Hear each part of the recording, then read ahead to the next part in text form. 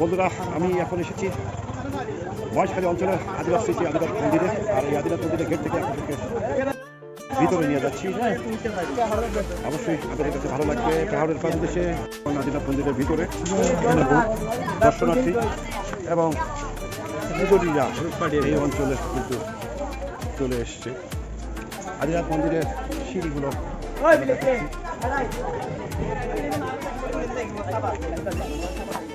আমরা আদিনাথ মন্দিরে যাচ্ছি।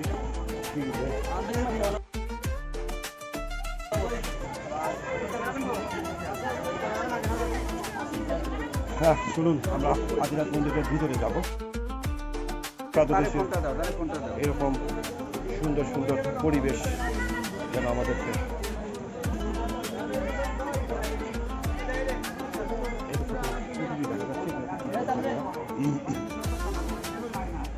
আমরা ধীরে ধীরে ঠিক আদিনাথ মন্দিরের দিকে যাচ্ছি। বেশ উঁচু পাহাড়ের চূড়ায় এরকম মন্দিরগুলো আমাদের ইতিহাস সংস্কৃতির হাজার বছরের বাঙালি ইতিহাস যে ধারণা বাহকের বিষয়গুলো সুনিশ্চিত করে। কেমন লাগছে জানাবেন। এখানে অনেক পর্যটকরা এই অঞ্চলে এসে ঘুরে বেড়াচ্ছে। আমরা অবশ্যই এই মন্দিরের বিষয়গুলো আপনাদেরকে জানানোর চেষ্টা করব।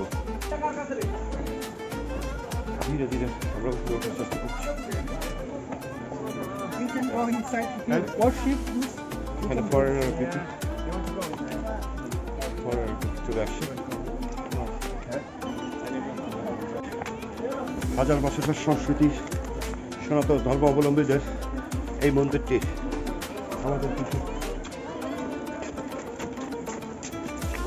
ভালো লাগার নিদর্শন। এটি কি স্বর্ণ মন্দির হিসেবে বিবেচিত করা যায়। আমি আরো ঘুরে উঠছি।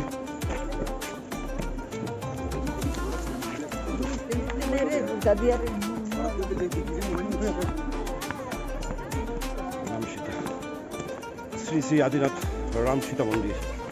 আমরা সেই রাম সীতা মন্দিরের দিকে উঠছি।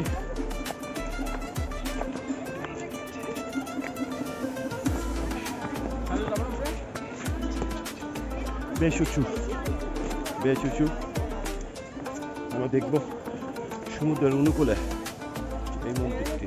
সমুদ্র থেকে বেশ উঁচু পাহাড়ের উপরে এই মন্দিরটি। আমরা আরো চূড়ায় উঠব। আমার পিছনে দেখছেন অনেক উঁচু। আমরা এই চূড়ায় উঠব।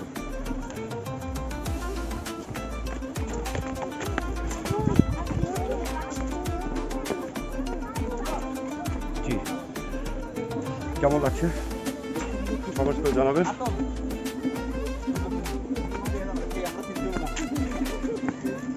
মন্দিরে উঠতে বেশ কষ্টসাধ্য বিষয়।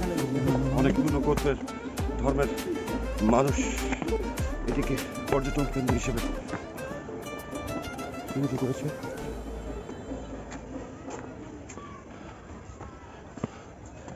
শুভ প্রাণপণ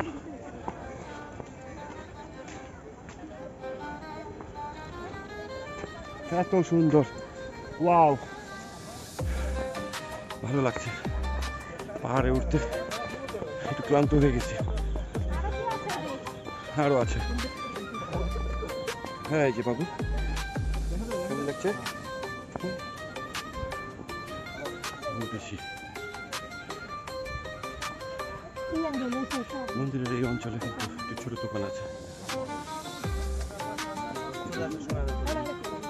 আরেকটি পাহাড়ের পাদদেশে পানের বর। এই অঞ্চলে এসেছি। এই অঞ্চলের প্রকৃতির সাথে আপনাদের পরিচয় করিয়ে দিতে আজকে কিন্তু আমি এই ভিডিওটি করার চেষ্টা করছি। এখানে খুব সুন্দর, খুবই সুন্দর। কত উঁচুতে আমরা আছি। দুটি চোখে আমি দেখেছি তারা। মিনিমাম 500 ফিট উপরে উঠেছি, 500 ফিট উপরে উঠেছি। আমি সেই কাঙ্ক্ষিত জায়গায় পৌঁছে গেছি। মন্দিরটিতে এটি স্বর্ণ মন্দির হিসেবে পরিচিতি লাভ করেছে। সোনার আদলে রং করা হয়েছে। আমার দেখতে পাচ্ছেন পিছনে মন্দিরের যে গম্বুজ, গম্বুজটি আশেপাশের সংরক্ষণের অভাবে ভেঙে যাচ্ছে ধীরে ধীরে। দেখতে পাচ্ছেন এই মন্দিরের কেমন লাগছে জানাবেন। পাহাড়ের ঠিক ঠিক 1000 ফুট উঁচুতে এই মন্দিরটি। এই মন্দিরের পাদদেশে সবুজের প্রকৃতি যেন মিশে গেছে।